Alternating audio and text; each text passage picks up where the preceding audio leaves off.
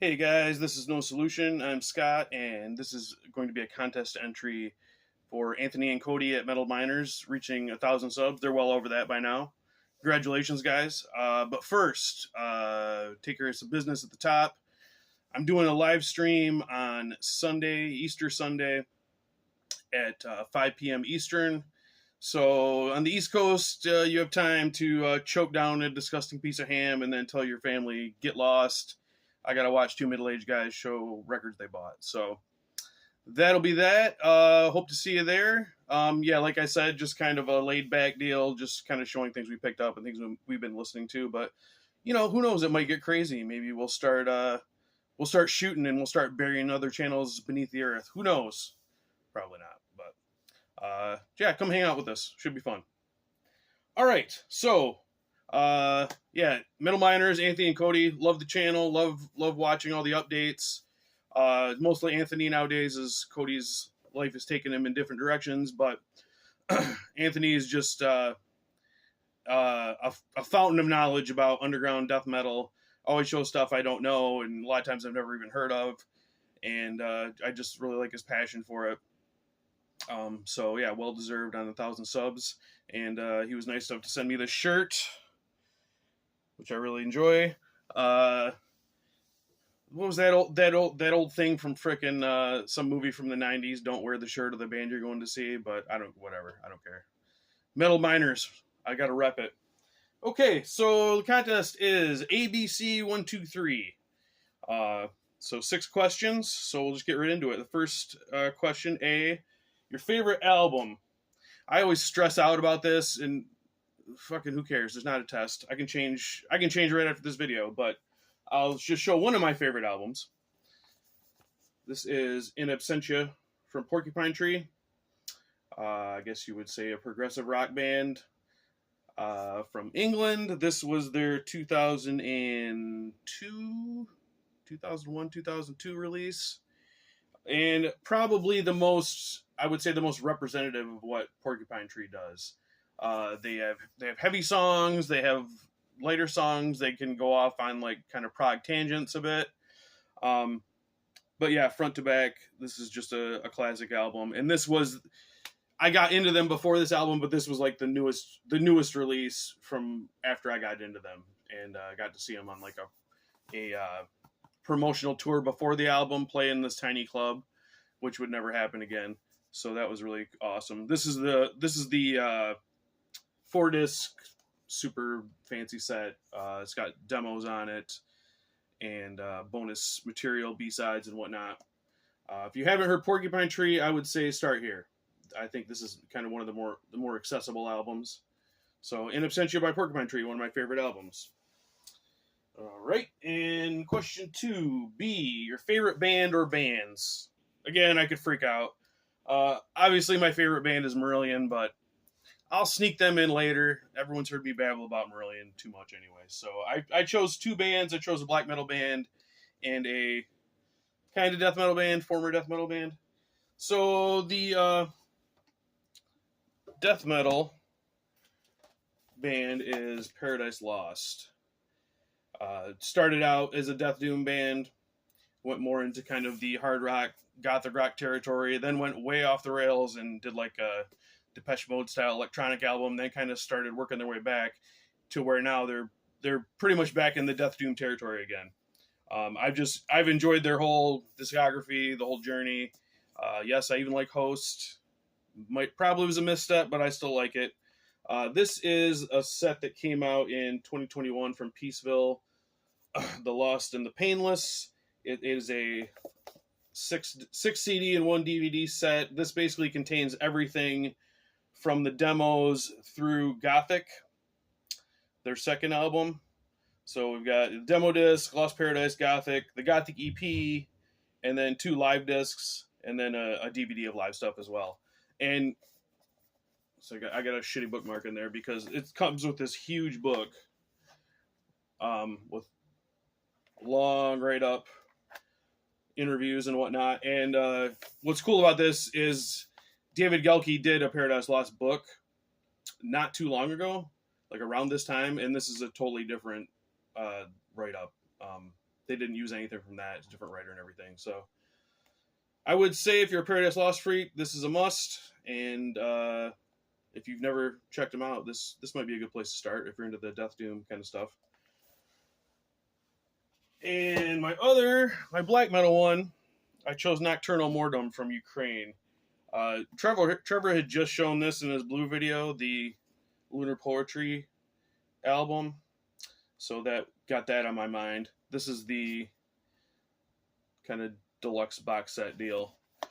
Show you the actual disc in here. Comes in like an A5 digibook thing. I have the original version too, but had to get this. Comes with patches, poster, t-shirt, all that good nonsense. Catnip for the frickin' collector scum. And then I pulled this one out too. This is the 2 Lunar Poetry box. There's the Ukrainian name, which I will not embarrass myself and try to pronounce. So this is a re-recording of that. That Lunar Poetry is considered a demo from 1996, and they re-recorded this in 2022, 2021. It says 2021, but I think it didn't come out until 2022. So there's the cover of that. Let's see if we can get off the glare. There we go.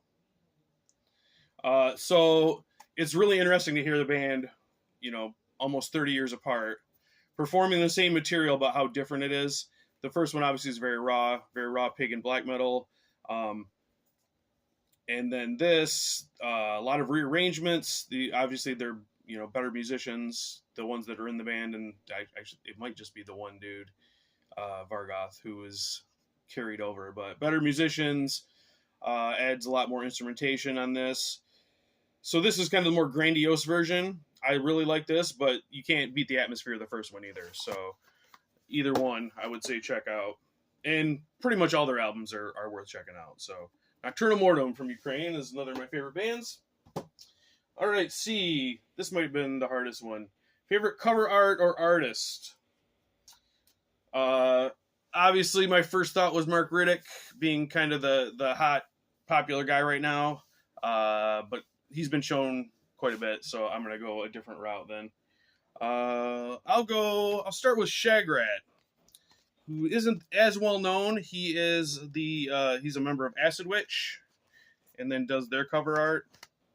So here's their latest, Rot Among Us. I really like how it's cartoony, but it feels kind of grimy and gross as well. I don't know, I think it really fits the music for Acid Witch.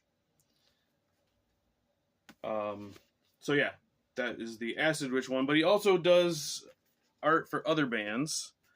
I'll just show a couple of those.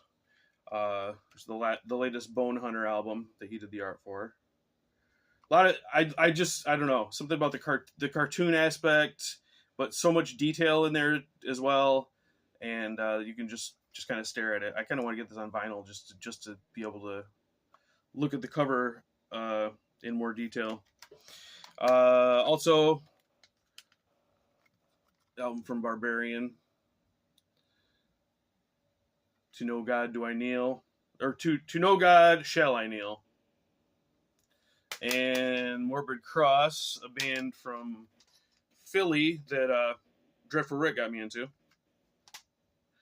Ungodly Infestation, pretty gross one there. Thrash band, yeah, just super fun. Very, very aggressive and kind of sinister, but very fun as well. That Shagrat. All right, now I told you I'd sneak in some Marillion. So one of my favorite cover artists is Mark Wilkinson, who did all the early Marillion covers. Here's the cover for Fugazi. Maybe my least favorite of the early Marillion albums, but incredible cover. Just so much going on, so much detail. A lot of like Easter eggs pointing towards songs and lines from songs. So that is an example of his Marillion work. And then he now works with Iron Maiden quite a bit. So here's the latest Iron Maiden that's everybody's seen, but not a huge fan of the album, but really awesome cover. Senjuku. There's that, and then I pulled one more artist. I chose Michael Whalen, who is primarily known as like a fantasy artist. He did the Sirathungal covers, which I'm not going to show because poser alert. I don't have those on physical, so there's that. But varied, just varied styles. Like those don't look anything like these. Like he did the cover for Arise, which I've always loved. Just so kind of Lovecraftian and otherworldly, and just a lot of cool stuff to look at on there. He also did Beneath the Remains. Bit more simple, but really iconic cover. And then going completely different direction, he did some Meatloaf album art. He did Bad Out of Hell 2. And then kind of a takeoff on that, the Best of Meatloaf album cover. Just think they're beautiful. All right. So that was C. Now we're into the 1, 2, 3. Okay, number one suggestion for the channel, as far as content or whatever. I don't want to cop out and say nothing because I like your channel. So I'll say I would like a little bit more black metal, but I know that's kind of Cody's deal, and Cody is doing other stuff right now. But I like it just as it is. It's fun to see stuff that you are familiar with or at least have some cursory knowledge of, but it's also fun to just not know anything and just get some education. So I like what you're doing now. More dog. That's my suggestion. Right. Number 2 bands you want new material from in 2024. Okay. I don't really keep up a lot, like, on what's rumored to be coming out. If I see a pre-order of something I like, I'll, get that squared away. But I'll just throw a couple out here that I would like a new album from. Sons of Apollo. This is their second album, 2020. So this is a supergroup, Prague, I guess you would say Prague supergroup. Jeff Scott Soto, Derek Sherinian, Mike Portnoy, Billy Sheehan, and Ron Thal. And when I heard about that lineup, I was like, all right. Like, I did not buy the first album. I don't know. It just sounded like another Mike Portnoy project that was going to put out an album that was okay and then disintegrate. But I don't know. For some reason, I listened to it and I was like, holy shit, this is really good.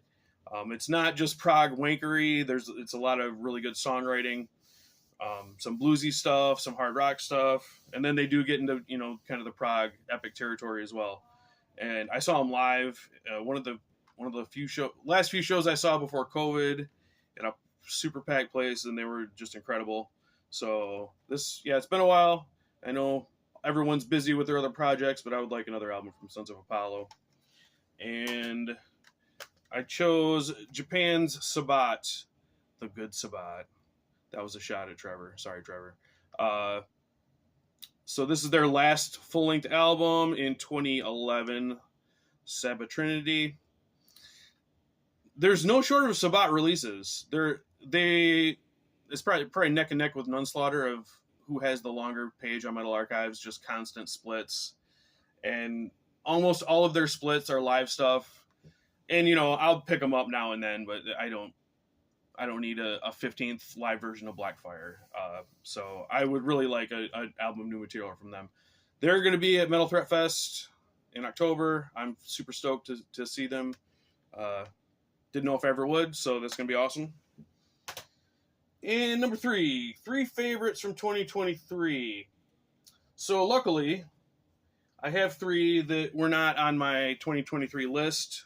2 of them because they came out too late, and one of them I just didn't know about. So I kind of disqualified these, even though I knew they were coming out for my 2023 list, because they're literally coming out the last week of December. Both on Werewolf Records. I showed this, I think, before. Vargrav, The Nighthold. Symphonic black metal in the vein of, early Emperor, I guess you would say. But just so super well done. Really, really kind of takes you on a journey of in a fantasy world, but has some beautiful parts, a lot of keyboards on it. But so if you're not into keyboards, You might want to stay away, but they're not overpowering. It's used like kind of like Emperor did, basically. I just keep calling them Emperor.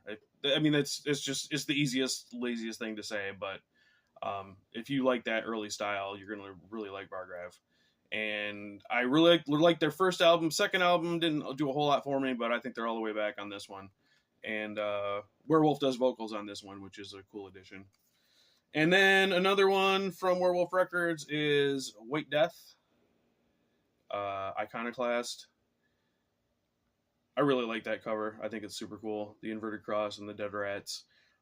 So this is their second album. It took a long time. It was like 6 years. And not as immediate as the first one, but I guess I would describe it as punk influenced black metal. Just some killer riffs, and yeah, I don't know. I'm at a loss for words, but White Death, if you know them, you know them, I guess.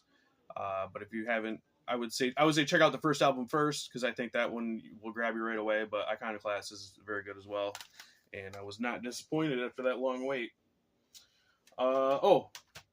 And the third one, I didn't even know this existed. Venusberg Cardinal with Atlas of Dungeons. This came out on Nuclear War Now last year. So the reason I did finally hear about this, this is the guys from Departure Chandelier. And Departure Chandelier just put out a new album, which is fucking awesome, by the way. And when I was checking out info on it, I saw this project mentioned, and I went and looked it up, and it's the same guys. And if you know anything about that band, about Departure Chandelier, they have 2 demo EP deals and a full length. All of them were recorded in like 2010, 2011. It seems like in like almost the same sessions, and then were released years later. So this was also recorded in those sessions and then was not released until 2023. So if you like Departure Chandelier, I think you're going to get into this. Very raw black metal, but raw as in recording, but you can still hear everything and the song still makes sense. The main difference between Departure Chandelier and this is there aren't any keyboards on this until the outro.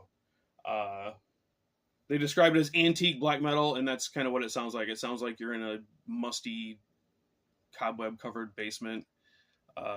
Listen to these guys bash it out. I'm not sure the theme of Departure Chandelier is like Napoleonic France and Venusberg Cardinal. I would guess it's around the same lines, but I'm not educated on that, so I won't try to speculate. But if you're a fan of that band, this is basically part of the discography, and I would definitely recommend it. Venusberg Cardinal. So that's it. We're under 20. All right. Congratulations, Anthony and Cody, again. Love your channel, and well deserved on the 1,000 subs. So if you guys are free Easter Sunday, I would love to see you in the live stream. I'll leave a reminder thing below. And as always, CM Punk is a piss baby. Later.